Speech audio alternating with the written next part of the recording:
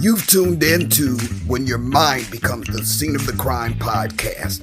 I'm Dr. Linda F. Williams. I take survivors of abuse and trauma from pain to purpose so that you take back your power, tap into the truth of who you are, and live your best life now. I was going to try not to even broach this subject with everything in the news about Shirley Strawberry's husband, but there's just something in this story that everybody's missing. If you're not familiar, Shirley Strawberry is one of the members of the Steve Harvey morning show. And she has a section called Strawberry Letter, where people write in their relationship dilemmas, and some of them are pretty out there. And she replies with her wisdom. And because she has this section, it has brought more to the fore the fact that she got into a marriage with a man who was a criminal. Now, what I want to talk about here is the fact that people, I have been on the receiving end of the judgment that comes from being married to a guy who goes to prison. And people will wonder and ask and try to point fingers and blame the woman for how could you not know? How could you not be complicit in these actions? And it's misplaced. Now, let me just give you a quick story time, because you need to know how her situation relates to me. Now, some of you may have already heard me talk about the fact that my ex-husband is in prison because after we separated and divorced, he was charged with aggravated sexual assault, 2 counts, and has gone to prison for that. But before that, there was a time that he was in prison. Exactly 4 years, 4 months, and 4 days after we were married, he went to prison charged with a sexual assault.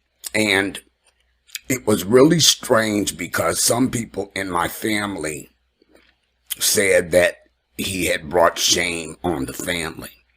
And this was a family member who was not like a blood relative or even a close relative enough to feel like that he was anything more than married into the family. But they felt some kind of shame was brought on the family because what he did was all in the news. I mean, it was all in the news. And it was so bad, you guys, that according to one of the police officers that was interviewed, he was taking a call from one woman who said that she had been assaulted and she wanted to file charges. And while he was taking that call, another officer was taking another call just like that from another woman, blaming the same person. So it was just that out of hand that this guy was just on this rampage. Now, let me just come real clean with this, okay? My ex-husband was dealing with prostitutes, and it was 2 prostitutes that called in. And in the end, the justice system believed these women because there was sufficient evidence to support their claims. And my ex is in prison now because of it. That would be his 2nd incarceration since he and I got married. Now, once we separated, I removed myself from all of our common friends, common acquaintances, because I consciously did not want to be the bitter wife who was calling up people, bad-mouthing my ex, trying to dig out this, that, or the other. At that point, all I wanted to do was to get away and heal because it felt like the walls were closing in on me. And I had shortly before the separation And the culminating event that led me to decide to leave that marriage was an emotional breakdown that landed me in treatment and off work for 6 to 8 weeks. So I had gotten that low. And I decided at that time that I was going to have to do something to change my situation and change my circumstances. Now, it's a whole other story about how I decided to go back into that marriage after he came out of prison. It's a whole other story about the emotional and traumatic healing boot camp I was in that marriage. I will get to that in another video. But for right now, I wanted to make sure that I came clean with you guys about how my story is so much like Shirley's. Now, it came to light after, this is what happened. So his daughter had a child and moved up here to Michigan to be closer to her father. And so when we broke up, and having found out that he had molested my teenage daughter, who was his stepdaughter. I know this gig. I know somebody. I was out to dinner with a friend the other day, and I was trying to tell him these stories, and he was saying, man, I need to take notes because he couldn't keep up. But he had molested my teenage daughter, and I didn't come to have the proof or to totally realize that until well after we had separated. I will cover that in another story. My life is totally from the flow up back then. But anyway, so a lot of stuff came out after that. I stayed away from everybody involved. I didn't connect with or contact or talk to any of our common acquaintances. And so at some point, I also had wanted to tell his daughter, look, you got a baby girl. You need to keep your baby girl away from him because he ain't right. But it was hounding me. Judge me if you will. It is what it is. This is after the fact, but this is just the truth, y'all. Well, it was strange because one day I was at work and the phone rang. It was his daughter. And I'm so worried about telling her to keep the baby away from her father. But what she did, for some reason, she called me up and upchucked the total boogie on everything that was going on. She told me that when he was with her mother, which they never did marry, when he was with her mother, there was a situation, and now they lived in the projects in Chicago, okay? It was not good. I believe it was Cabrini Green. Just look it up, and you'll know what the history of that is. But she said that the kids had to call my ex and tell him that they had locked themselves out of the house. That meant that he had to leave his job downtown and drive all the way to Cabrini Green and unlock the door. But according to her, he was so angry that he beat her brother within an inch of his life. And she also told me that he had been molesting her older sister for years. So she knew more about his mess than I did. And I had been totally clueless. She also told me that he had beat up on her mother or been violent with her mother. She asked me if he had ever been violent with me. And I told her no. And she said that she and her mother were talking and said, yeah, Linda probably ain't going through that because Linda ain't putting up with that mess. Well, it was a matter of, truthfully, just the fact that when I met him, I was still totally in my trauma. I was bitter and angry. And I remember for some reason, very early on in the relationship, even before we married, I told him, the next MF that puts his hands on me is going to take the butt whooping for the last MF that put his hands on me. And I was not this calm when I said it. I was very bitter, and you can fill in the blanks as to the cuss words I used. And I meant that because I felt like at that point I had a beat somebody up in me that was just waiting to come out. And if anybody ever put me in that situation again, I was going to cut freaking loose. And I believe that that stuck in his brain, because I remember that there were situations where I would confront him about stuff and he would get so angry with me. It was like you could just see something come down over his face, and I knew that he wanted to hurt me. But by God's grace, he never put his hand on me. So I can't take a lot of credit for the fact that he never did that. But I think he knew that I meant what I said. You go ahead and F around and find out. Period. So anyway, so she told me all of this stuff. And then people in the street would start telling me stuff like, that, you know, he was a counselor at a nonprofit downtown, and that some lady came in there and told them that he had molested her.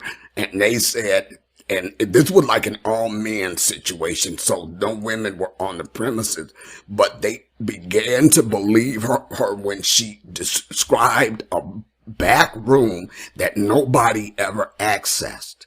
And she would have no other way of knowing that unless her story was correct. So I'm getting all of this crap for months after he and I separate and divorce, right? So I didn't know any of this. There was no freaking way. Now, nobody's told me this, but what I honestly believe is that he was messing around with whoever. I don't know if it was prostitutes or what or otherwise, but he was messing around during at least the last 7 years of our marriage, because he left our bedroom 7 years before we separated, and he never touched me. Now, that was aggravating to me at the time, but as I think back, I don't know what I was spared from, because he wouldn't touch me. If he was out there messing around, and thankfully he never, according to my daughter, and I can tell this story because she finally come out public with it. I was trying to keep her out of my stories because that was her story to tell, and I needed to protect her privacy. But now she come out, I can tell y'all, she told me he never penetrated her. So this is a good thing. So God protected her and me from whatever he might have caught being out there messing around. So I said all of that to say this. Let's not judge Shirley, because I'm sure that there were things that were going on and she might have had an inkling about stuff, but in the absence of the proof, this is where I was with it. And that's why I kind of understand where she might have been. In the absence of absolute proof, you can confront this joker if they're hiding something, but you're never going to get the truth. And you're going to get the circular argument about blame the victim, and you don't trust me, and I can't believe you think that, and why would I do all of that crap, and no truth will come out of that conversation. So for me, and I don't know if it was the same with her, but if it was with her the same, I get it. For me, I quit asking this joker anything. Full stop. I ain't asking you nothing because I can't take another freaking lie. I ain't asking you nothing because in my trauma, I can't handle you're getting angry and wanting to hurt me. Now, I'm not saying any of this is right. I'm just coming clean, y'all. I'm just coming clean with it. Because I could sit over here and try to be ashamed of it and everything else, but what good is that going to do you guys? None at all. I am never sitting over here trying to act like the wisdom that I give you guys came out the sky and I've never done anything wrong or stupid. The truth of the matter is, it's from my mistakes that I learned that wisdom, and I'm sharing it here with you, total full authenticity, so that you guys can learn that you don't have to make those same mistakes. So returning back to the Shirley thing. Okay. So my mess, my life, my toe up life got to happen in private because I'm not famous. Ain't nobody paying attention what the heck Linda F. Williams is doing. They don't even know she exists. Thank God. Okay.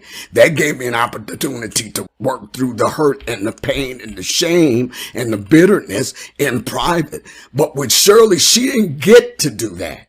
Okay. She didn't get to do that. All of the revelations that I got in a phone call, private phone conversation, she's catching through YouTube. She's getting through the internet. Her private conversations with her husband, soon to be ex-husband, are all out there on YouTube for everybody to hear. But what nobody is hearing off of YouTube is the moments and the times in private where she is kicking herself, falsely blaming herself, probably trying to work through some anger and some bitterness, and definitely, like I said, shame, because that's what happens when this crap has been traumatizing to this woman, is all I'm trying to say. Now, I don't know enough about Shirley's story at all to be able to determine what kind of trauma she might have endured in the past, what kind of trauma she endured in her adult relationships. I have no clue about that, but what I can say based on my expertise and my life experience is there was probably something in her background that allowed her to make the choice to be in relationship with this man who meant her absolutely no good and was already married and undivorced when he married her. That comes out. Now, look, y'all, I had a situation like that. One of the times that my husband was incarcerated, there was a time that he went to jail. I remember we were walking down the street and the police stopped us and took our IDs and wound up putting them in the back of the squad car from some stuff that was a family situation, okay? And, while he was in there, I think his older brother called me.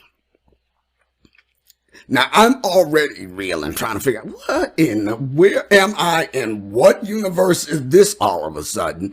And this guy calls me up, his brother. And he says this to me. I don't know what else went on in that conversation, but decades later, this is what I remember. He said, I know he was trying to say you guys were married and he was trying to show us the marriage certificate and everything so that we would believe him, but he never divorced his first wife. Okay. Then my next response was, he told me that he and I'll call her. Okay, I'm going to change names here, okay? Let's say that his brother's name was Mac, okay? Mac calls me up and tells me that my ex was never divorced from his first wife that we will call Mary. That's his first wife. I don't know none of this. So my response was, he told me that he and Maria, name change, were never married. And he says to me, what? Maria?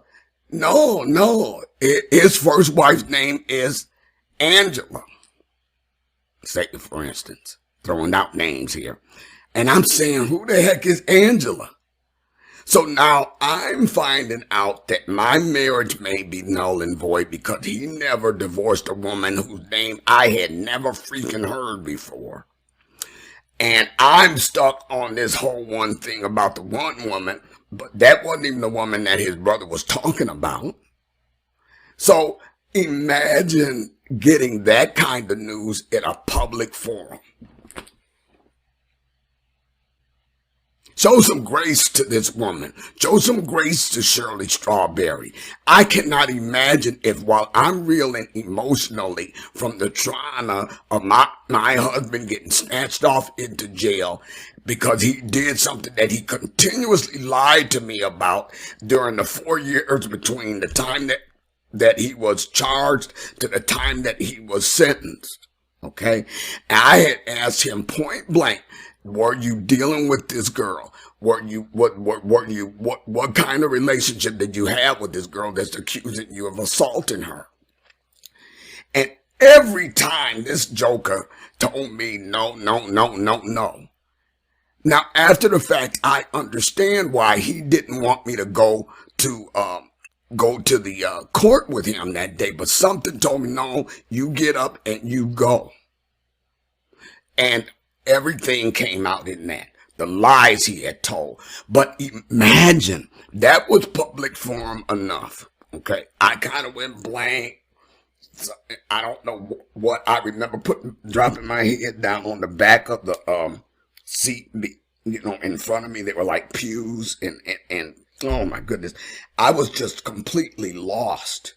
But I can't imagine going through that in an absolutely public forum like Shirley Strawberry is. Okay? So I can't talk about it because she is me. Okay? And my challenge to anybody that wants to blame her for this or figured she was complicit in this, how could she not know? My challenge to you is put yourself in her shoes and in a public forum. More than that, how about this? How about this? How about this? And you don't have to tell me, but be honest with yourself. Go back and determine what kind of life choices have you made in the past that landed you in a situation where you felt ashamed, where you're not talking about it, where nobody else knows about what you went through. How many times have you been caught up in maybe a domestic violence situation because you chose to be in relationship with somebody? How many mistakes have you made in life that you get to keep on the down low because it didn't happen in a public forum? How many things have you done and choices you made, even in just relationships in your life, that if it played out on a public forum, you would have a challenge with dealing with it? Okay? It's so easy to blame other people, to not understand stuff. It's always blame the victim. We have to understand that Shirley Strawberry is a victim of this mess. She is a victim that's cleaning up the aftermath in her own life behind it. And she's having to do that in a public forum. How well would you stand up to that? I ain't gonna lie. It would be a very difficult thing for me to stand up to that. See, with my ex having done the goofy, I never felt shame for his actions. Okay? For some reason, I totally understood that those were choices and decisions he made. I was not involved in that. I was not privy to the decisions he made. And I am just having to clean up the aftermath in my life after he made those decisions. I didn't feel any shame behind that. But I understand that it was in the news, but we were already separated, living separate lives and everything. Now, my late baby sister kept up with the reporter and kept reporting where my ex was, what he was doing, and da-da-da-da-da. I found that out after the fact, but I wasn't involved in any of that. And I didn't feel any shame, but I bet you a dime to a sack of stuff that if I was still in that marriage with him and wound up to everybody, yeah, he's married to her, that I would have a deeper challenge with it. I would tend to feel shame for it. So what I have to say directly to Shirley is this: girl, let me tell you something. The only thing about which you are guilty is giving your heart to the wrong son of a gun. That's full stop. Your responsibility in all of this aftermath begins and ends there. That's the only part of that, Shirley, that you need to even be considering owning of this mess. Okay? Don't attach yourself falsely or take false responsibility or bear false shame for what this person did. They were an equal opportunity knucklehead. They didn't become a knucklehead just when they met you. They didn't decide, oh, I'm going to use my knuckleheadedness to mess with Shirley. These people are stuck on stupid, full stop. Equal opportunity knuckleheads. You just got caught in the crosshairs. That's all that happened here. They were a knucklehead before you met them. They were a knucklehead while you were with them. They're going to continue to be a knucklehead thereafter, whether they're doing that behind prison walls or not. Knucklehead. Okay? But surely don't you take on false shame for that. You are making the right decisions. I know that you know by now that it's turned out that your entire marriage to this fool was invalid. Hallelujah. Maybe you don't have to get a divorce now. Okay? But you're guilty of nothing more than giving your heart to the wrong person. Everything that follows after that, yeah, you got some repercussions to clean up. probably messed up your credit, set you back financially. Hello, welcome to my world. That line formed behind me. Been there, done that. Okay? And so it takes years to clean up the mess in your life behind that, but just focus on cleaning up the mess. And then as you begin to heal from this trauma, Shirley, just figure out what it was in you that led you to decide that you didn't deserve better. That's what I had to do. And I ain't gonna lie, I'm sitting over here. My last relationship was 10 years ago. 10 years going on 11 years ago. Because I needed to focus on what kept me stuck on stupid. What kept me making those unaffirming life decisions. I have learned that I deserve better, and I'm settling for nothing less. Settling for nothing that will be here in another 10 years, talking about 20 years, unless until I meet a situation, relationship-wise, where they are bringing it the way I deserve it. Full stop. I'm unrelenting on this. Okay? So Shirley, hold your head up high, knowing that you just walked into the crosshairs of a knucklehead and that you are strong enough to survive this with flying colors. You are going to have, I ain't say it's going to be easy. Every day is probably going to be a mental struggle. But you start here, Shirley. You don't have to own the wrong somebody did to you. Do not take false responsibility for that. Separate yourself from the decision you made. Understand why you made that decision to be in relationship with this person. And then just move forward into your healing path, and it will walk you into a relationship that you deserve. I'm Dr. Linda F. Williams. Always remember, your greatest power is realizing the truth of who you are. Know that truth. Thank you for joining me today on When Your Mind Becomes the Scene of the Crime podcast. Schedule your free breakthrough session now at lindafwilliams.com. That's lindafwilliams.com.